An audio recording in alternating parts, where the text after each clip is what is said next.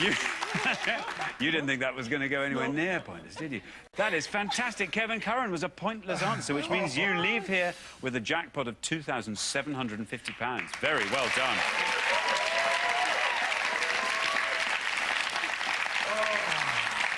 Very, very well done indeed. Martin and Kayleigh. Well, that was the dream category, Martin, wasn't it? It was perfect.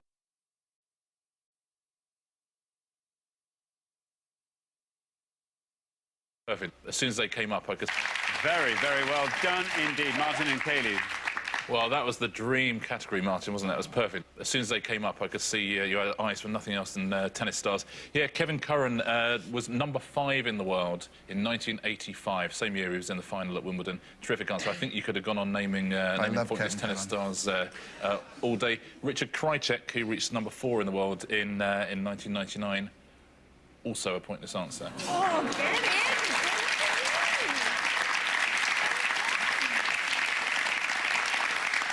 Let's take a look at a few more. There's plenty of them for any tennis fans out there. Let's look at a few. David Nalbandian, the Argentine, was a pointless answer. Goran Ivanisevic was a pointless answer. Joe Wilfried Songa reached number 5 in 2012. Great answer. Michael Stick, the German. Nikolai Davydenko, Petr Korda got to number 2 in the world, the Czech. There's Richard Krajicek. Robin Soderling, the Swede. Sebastian Grosjean, the Frenchman. There's a few others. Yannick Noah would have been a pointless answer. You could have had Todd Martin, Rainer Schutler, Nicholas Kiefer would have been a pointless answer. Jonas Bjorkman. Guy Forget would have been a pointless answer, as would Henri Leconte, Ivan Lubicic. Plenty of pointless answers out there. Very well done if you've got any at home. And congratulations, guys. Terrific end to a terrific show. Thank you very much. Thank you. Well, thanks once again to our winning players, Martin and Kayleigh, who go away with today's jackpot of £2,750.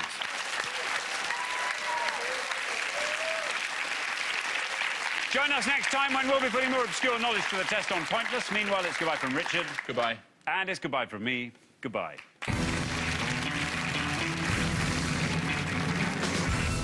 Fancy your chances as a pointless contestant? Go online to find out more about being on the show. Quiz challengers attempt to crack the eggheads for prize money of £5,000 on BBC Two now. Back here later for Tuesday night drama on BBC One when we finally find out what happened to Beth's missing husband. Ordinary Lies is at 9. Join us in an hour when a music legend returns. Yusuf Islam, the man formerly known as Cat Stevens, will be here. And find out how to enrich your dog's life or just wind them up with brain teasers like this. Looks like fun. We'll see you at 7.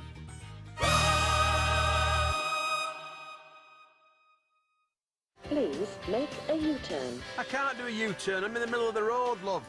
You have reached your destination. Well, this is a dead end. I can't go down here. Now, go straight. Did you find me all right? Not a bother. Straight to the door. Brand new comedy, Peter Kay's Car Share, starts Wednesday the 29th of April on BBC One.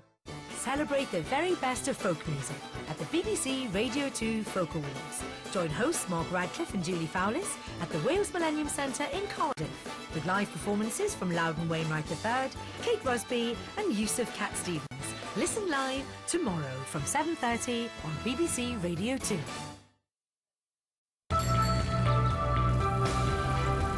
Now on BBC One with the BBC News at 6, Clive, Myrie and Catania and Sophie Raworth in the studio.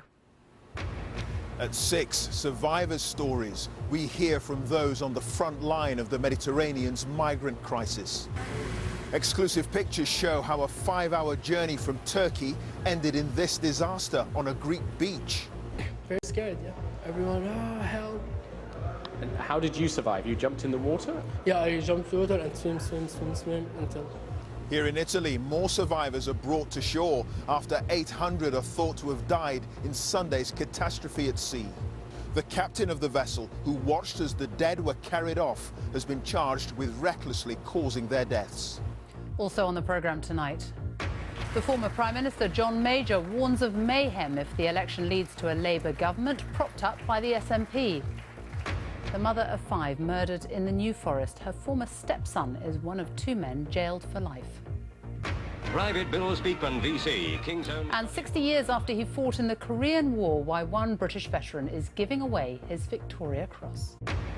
Later on BBC London, Labour says it'll use an emergency budget to bring in the mansion tax. And one of Britain's most wanted men is arrested in Spain. Paul Monk from Romford is being questioned over a murder.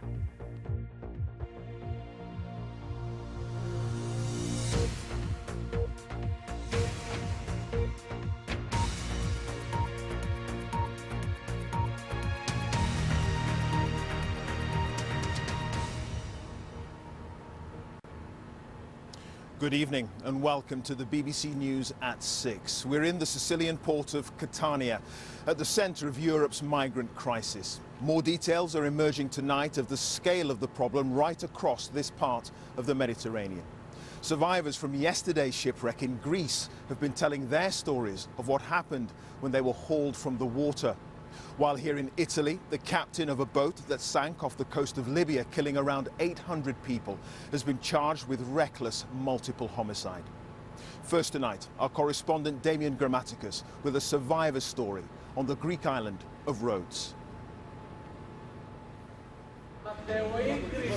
It's the roll call of the lucky, the living, the survivors. 90 here, all from one boat. Syrians and Eritreans, Iraqis and Palestinians. Only yesterday they came so close to drowning, right here on Europe's shores. The boat smashed to pieces on the rocks on the island of Rhodes. In all this confusion, one mother and her child from Eritrea were drowned, along with a Syrian man.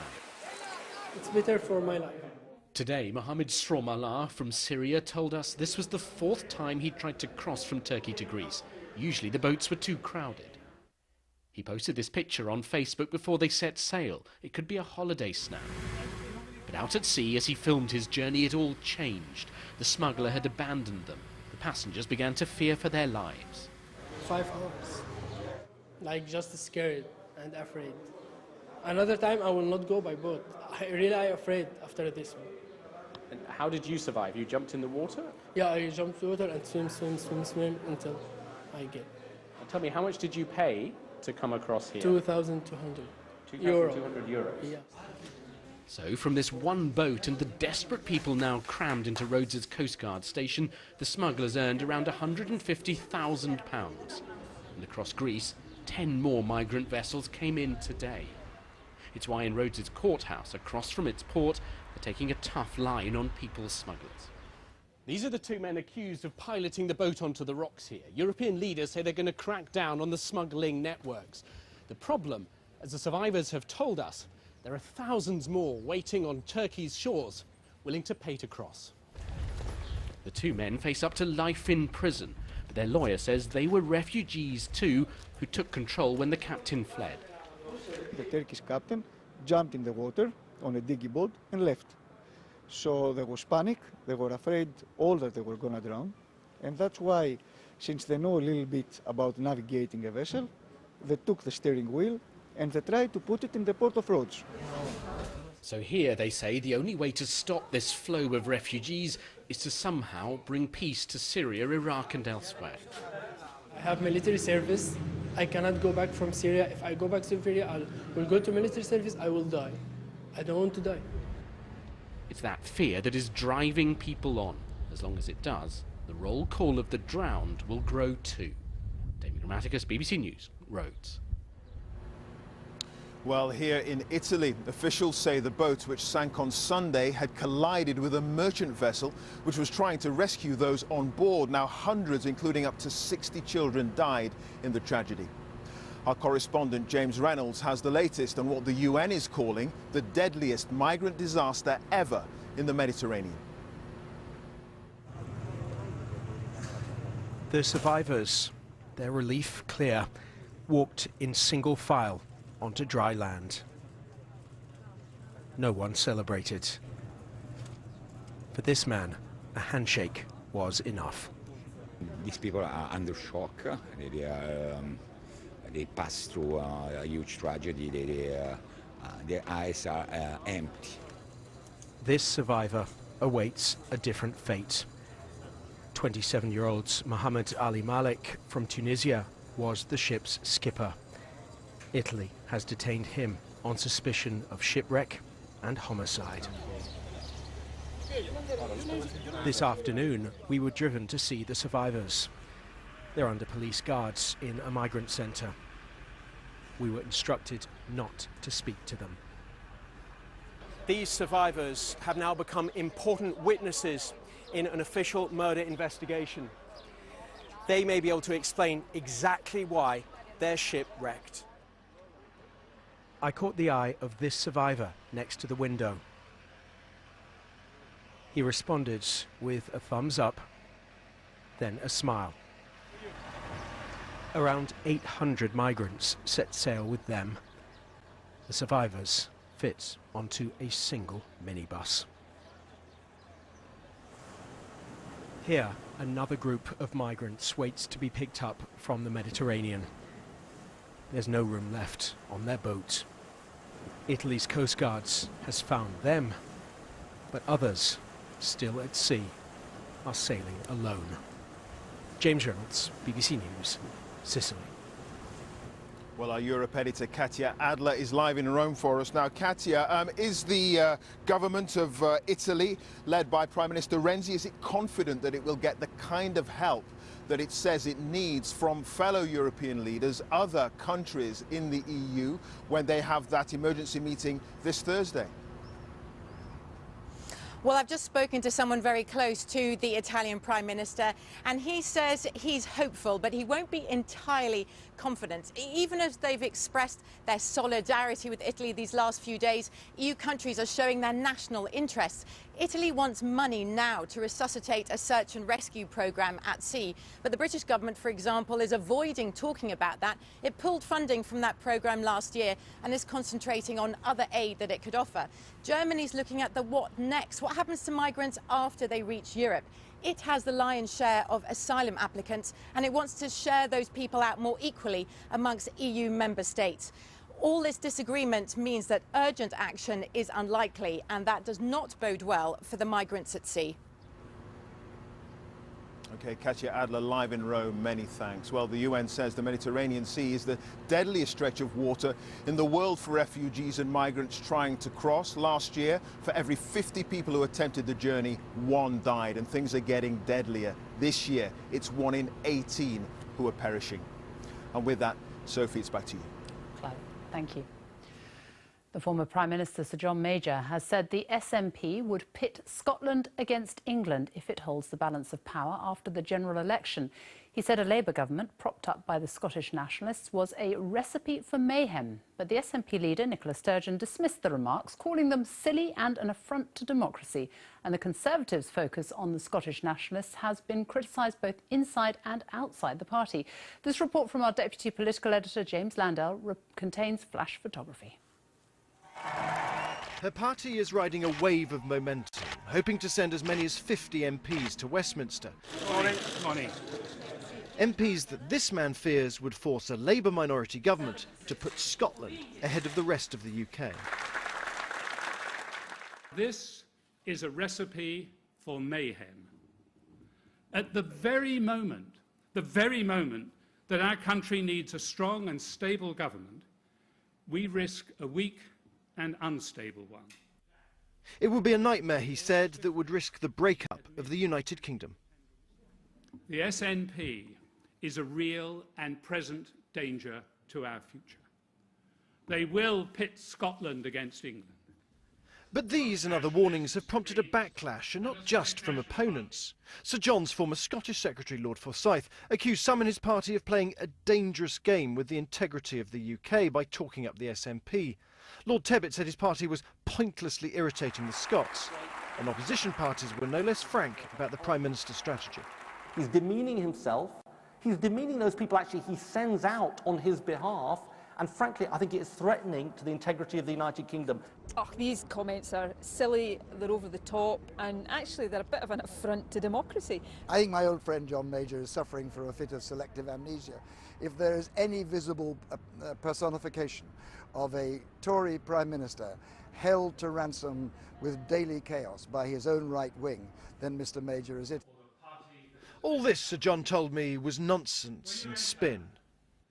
By demonising the SNP, are you yourself not stoking the kind of divisions that in the long run would further weaken the union? I would argue to you, James, that any unionist like me has an absolute duty to point out to the country the risk that we are facing. But it's also a risk that he and his party is using to win back wavering voters here in Warwickshire, in the heart of England, and elsewhere. So the Conservatives have placed the future of the Union at the heart of their election campaign. After focusing on the economy and Ed Miliband's leadership, failed to shift the polls. But will fears of the SNP unlock Middle England for the Tories? I believe the Scottish Nationalist Party runs Scotland as they wish. Why should they run England? I mean, I'm not Scottish, but they're entitled to their opinions, aren't they? So whatever opinions we make in London has got to affect them. So I think they should have a say. I don't think they should be involved in the government. But why not? Well, because it's their ultimate aim to be separate from us, so I don't want them being able to decide what happens in England. Scotland may seem a long way from places like this, but their politics are increasingly entwined. James Landau, BBC News in Meriden, Warwickshire. The Labour leader Ed Miliband has promised extra resources for the NHS in England under a Labour government, including 1,000 extra training places for nurses in the first year. But the party has refused to commit to the extra £8 billion a year of health spending promised by the Conservatives and the Liberal Democrats. Our Labour campaign correspondent Lucy Manning reports. Head tilt, chin lift. Labour hoping to breathe some life into the issue it thinks can win votes, the NHS. Keep maintaining that airway. Students who want to be nurses. The man who wants to be Prime Minister is promising Labour will train more. Speaking to students and health workers in Manchester, he repeated his pledge to get 1,000 extra nurses into training this year, but now says if he wins, it will be a priority. In our first 100 days, our first budget, our first year in office, we'll begin to bring in the funds from the mansion tax and the tobacco levy, and we will use that money to support the NHS with our immediate rescue plan, an emergency round of nurse recruitment. 1,000 extra nurses, if this is Labour's big offer on the NHS, it's just tinkering at the edges, isn't it? It's not going to save the NHS. No, it's a proper plan, and look, this is a plan as part of 20,000 more nurses in our NHS. In 2010, there were 19,900 nurse training places. Now there are 700 fewer. As for the numbers of full-time nurses, in 2010 there were nearly 283,000. That's edged up to just over 284,000 last year. But the Conservatives say there are actually nearly 7,000 more staff, although that includes nurses, midwives and health visitors. Record numbers of doctors and nurses, funding protected, 1 million more operations every year. Even A&E, where the pressure is at its greatest, we are seeing and treating people faster than any country anywhere in the world that measures A&E performance. Matthew and Natasha are already student nurses at Manchester University. They say numbers do matter, but it's not the only thing. Every ward that I seem to have worked on or done placement on seems to be short-staffed in some way, so I think it would be beneficial, but as long as they are staff nurses and not going into management. I think it's a really nice gesture, but I think realistically speaking, I would like more of a commitment, more thought going into a solution for the NHS as a whole, as opposed to just getting more nurses on the wards. The big question for Labour is still funding. Lib Dems and the Tories are promising the £8 billion that the NHS needs. Labour still hasn't said that it will commit to that. Here's my water, here's my little... Labour says there are 2 weeks to fight for the NHS. Make that 2 weeks where the parties fight about who will properly fund the NHS. Lucy Manning, BBC News, Manchester. 2 men have been sentenced to life in prison over the death of a mother of 5 in the New Forest last year. Penny Davis was murdered as she tended to her horses. One of the men who's been found guilty was her former stepson, who had organised the killing. Duncan Kennedy is at Winchester Crown Court for us now. Duncan. Well, Sophie, the judge in this case described this as a particularly brutal murder. As you say, Penny Davis out tending her horses in the middle of a field in the heart of the New Forest. And she was killed for money on the orders of a member of her own extended family. Wearing a blue top, this was Penny Davis leaving work just hours before she was murdered. Penny loved her horses and was looking after them in a field when she was stabbed in September last year. She'd only been married for 3 months to her husband Pete. He found her body. Well, they say it gets easier as time goes on, but, you know, at the moment, I can't see that. The murder had been arranged by Ben Carr, who was in effect Penny's stepson. He wanted to stop her going to the police over allegations he'd sexually assaulted young girls. At no point did I see that lady. He paid this man, Justin Robertson, £1,500 to be his hitman and silence Penny, something Robertson denied to police. Nobody will ever describe me as a murderer or somebody involved in a murder. It's just not my thing. It really isn't. But Robertson was found out because he dropped his keys next to Penny's body. He was greedy, and £1,500 was the value of Penny's life as far as he was concerned, and he took the bait, and Carr knew that, and I think he was a little bit stupid, and I think Carr exploited that as well. For Penny's children, losing their mother has been heartbreaking. We just all want to be like a complete asset to her and just remember her and kind of be her legacy. It seemed like that was her one wish, that she did want to be there our entire lives, and now she can't. It's heartbreaking. Penny Davis's death wasn't random but calculated from someone within her own extended family, and that compounds the grief of those she's left behind. Duncan Kennedy, BBC News. The time is coming up to 6:20, our top story this evening. As survivors come on shore, more details emerge about the migrant boat which capsized in the Mediterranean on Sunday, killing more than 800 people. And still to come, on the hunt for a bargain, but are supermarket offers all they seem? Later on BBC London, the family of a man murdered in Hertfordshire 5 years ago make a fresh appeal for help in finding his body. And Paris did it, so why shouldn't London do more to improve air quality for this weekend's marathon?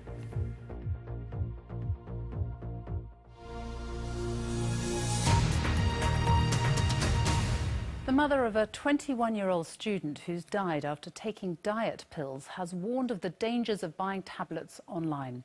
Eloise Parry from Shrewsbury started feeling unwell shortly after taking 8 pills she'd ordered.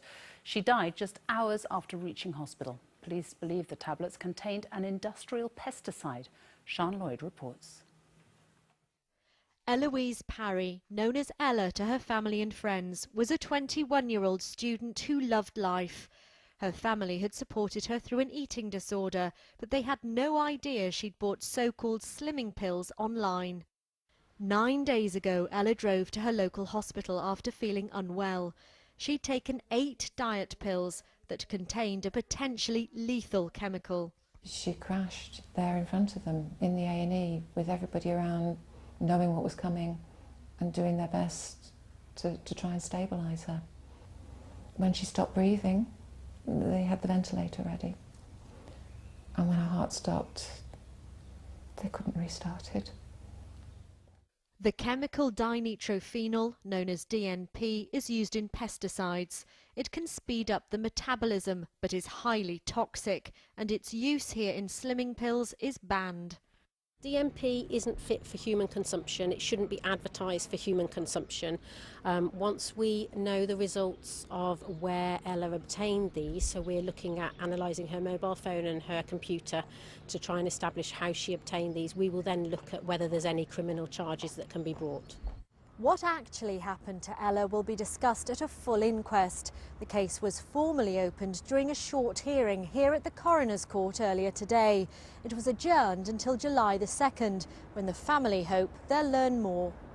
It feels dreadful. It feels awful. It's horrendous. I don't want anyone else to lose someone like this. The law prohibits the sale of DNP for human consumption, but Ella Parry was able to buy it. More than 60 people have now died from taking the substance. Sian Lloyd, BBC News, Shrewsbury. Dodgy multi-buys and baffling sales offers. That's what supermarket customers have to deal with, according to the consumer organisation, which they've accused supermarkets of deliberately confusing their customers. Now they're asking the Competition Authority to carry out a full investigation. Well, Emma Simpson is here. So what exactly is going on then? We all love a bargain, Sophie, so much so that around 40% of the groceries that we buy are on some kind of promotion. So it really matters that customers are getting a fair deal, and Which alleges that the bargains aren't always quite what they seem. Now here's one specific example. Which claims that Asda put this pizza on sale last year in a buy two for £3 deal, but before the offer began, the individual price went up, and when the offer ended, the individual price went back down to £1.50. In other words, the savings didn't really exist. Now, Which claims it's got a dossier of examples like this going back 7 years. It's run out of patience with the supermarkets, and it wants the Competition and Markets Authority to investigate. Now, the supermarkets have hit back. The industry body that represents them are saying that customers are treated fairly. There are thousands of promotions every day. It's really complex and it's difficult. The errors do occur from time to time, but there's nothing systematic or widespread. And the CMA have 90 days to respond. Emma Simpson, thank you. The Democratic Unionist Party has launched its manifesto for the election, pledging to support either Labour or the Conservatives at Westminster if the circumstances are right. The party's leader, Peter Robinson, said votes for the DUP could be vital in the formation of the next government. Here's our Ireland correspondent, Chris Buckler. The DUP believe they're on the road back to Westminster, and a tight election could put them in the driving seat if negotiations are needed to form a government. That's an opportunity that doesn't come along all that often. At an Antrim factory that builds London buses, they set out their priorities to parties in the capital. The DUP manifesto calls for the scrapping of the so-called bedroom tax, more money for health and education, and help to improve the Northern Ireland economy. We're not talking about red line issues. We're saying this is our agenda. Which party is prepared to ensure that we have implemented the largest part of that agenda? A trip along the River Lagan shows there has been change in Belfast. Titanic, of course, was built here for the White Star Line. Old shipyard land is now home to many new businesses, but other parts of Northern Ireland remain relatively deprived. The Democratic Unionists know that money is needed to change that. In campaigning for votes in past elections, the DUP have warned about the danger that Irish nationalism poses to the Union.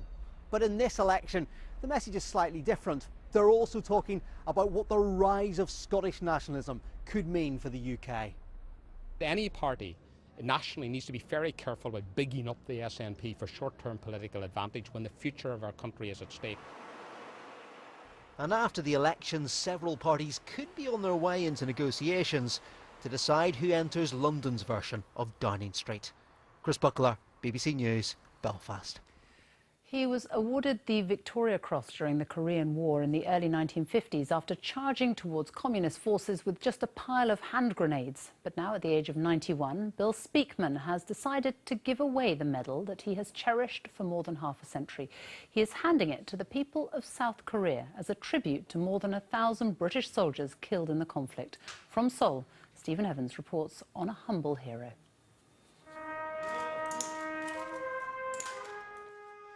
A Korean Guard of Honour for a British hero.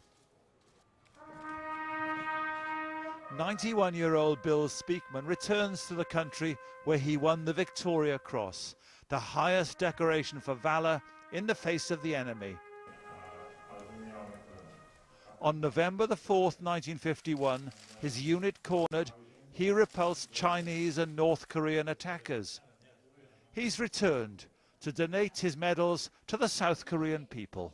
It's my way of showing you that I love you, I love being here, and it's just my way of saying, remember me for being here. The Korean War was brutal, hand-to-hand fighting, often at night, at temperatures way below freezing. More British died there than in Iraq, Afghanistan and the Falklands combined. But Bill Speakman returned home a humble hero. There's not very much I really can say to you, Peter, because words just won't express my feeling for the way you treat me today. But there is one thing I can say, and that it's good to be home. Thanks a lot. In Britain, it's called the Forgotten War. In this country, though, it is not forgotten. The 1,100 British lives lost are remembered here with gratitude. Bill Speakman, Victoria Cross, wants his ashes scattered in South Korea, the land and people he defended 65 years ago. Stephen Evans, BBC News, South Korea. Time for a look at the weather now with Darren Bett. Hello. Hello, another couple of days of this lovely weather before things start to change, Sophie. This was the satellite picture from earlier, and it's been clear skies across most of the country, 21 degrees in West Wales. There is some cloud in northern Scotland. This is going to be quite crucial, pivotal, you might say, because it's going to drift down eastern Scotland, eventually down into some eastern areas of England by the time we get to tomorrow morning. But with clear skies elsewhere, it's going to be pretty chilly out there again. These are the numbers in the towns and cities, but it's in the countryside that we're likely to find just a pinch of frost. Short-lived right at the end of the night, because the sun comes up again, it'll warm up quite quickly. A bit more cloud though, eastern Scotland down the eastern side of England, whilst most of that will tend to thin and break up and some sunny spells come through. A few patches could linger onto some of those coastal areas, the sunnier skies further south and west. Lovely day again for Northern Ireland. It's pleasantly warm in the sunshine and quite warm again, I think, across the Myrie Firth, but a bit cooler than today for Aberdeen, a bit cooler around some of those North Sea coasts as well. But you can see the clouds breaking up quite nicely through the afternoon across the northeast of England. Lots of sunshine for the northwest of England, Wales and the southwest. Temperatures widely in England and Wales, 16 to 18 degrees. It will be cooler if some of this low cloud persists, especially around coastal areas of East Anglia. More places will start cloudy, I think, on Thursday, but again we'll see the cloud thinning and breaking, some sunshine coming through. Another fine day with some decent spells of sunshine, and we'll find those temperatures widely a few degrees above average for the time of year. Sunshine a bit hazy in the southwest later. This is signs of change. The high pressure that's giving the sunshine is going to pull away, and instead we're going to find low pressure pushing up from the southwest. These weather fronts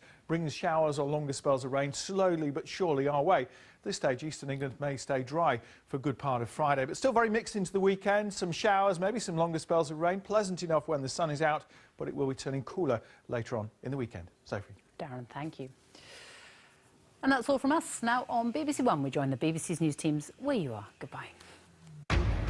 Tonight on BBC London News, Labour says it'll use an emergency budget to bring in the mansion tax on homes worth more than £2 million. One of Britain's most wanted men is arrested in Spain. Paul Monk from Romford is being questioned over a murder. Taxi drivers bring Oxford Street to a standstill, their latest demonstration against Transport for London. And I'm just inches below one of London's busiest rail lines in a ghost station which has been rediscovered 100 years after it closed.